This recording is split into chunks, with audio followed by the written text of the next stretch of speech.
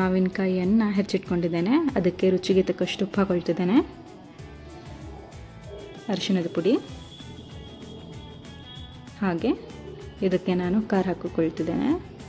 ಮಾವಿನಕಾಯಿ ಹುಳಿ ಅಲ್ಲ, ಸೊ ಖಾರ ನೀವು ಸ್ವಲ್ಪ ಜಾಸ್ತಿ ಹಾಕ್ಕೊಂಡ್ರೆ ರುಚಿಯಾಗಿರುತ್ತೆ. ಇದಕ್ಕೆ ನಾನು ಬೆಳ್ಳುಳ್ಳಿ ಹಾಕ್ತಿದ್ದೇನೆ, ಸಾಸಿವೆ,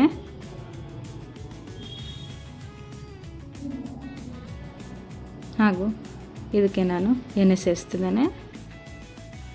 ಇಷ್ಟೇ ಸಾಮಗ್ರಿ ಉಪ್ಪಿನಕಾಯಿಗೆ. ಇದನ್ನು ಹಾಕಿ ಚೆನ್ನಾಗಿ ಮಿಕ್ಸ್ ಮಾಡಿದರೆ ಟೇಸ್ಟಿಯಾದ ತೂತಾಪುರಿ ಮಾವಿನಕಾಯಿ ಉಪ್ಪಿನಕಾಯಿ ರೆಡಿ.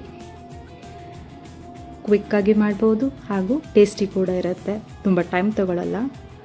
ಸೀಸ್ನಲ್ ಫ್ರೂಟ್ ಅಲ್ವಾ, ಸೀಸ್ನಲ್ ಕಾಯಿ. ರುಚಿಯಾಗಿ ಮಾಡಿಕೊಂಡು ನೀವು ತಿನ್ನಿ, ನಿಮ್ಮ ಮನೆಯವರಿಗೂ ತಿನ್ನಿಸಿ, ರುಚಿ ಚೆನ್ನಾಗಿರುತ್ತೆ. Thank you.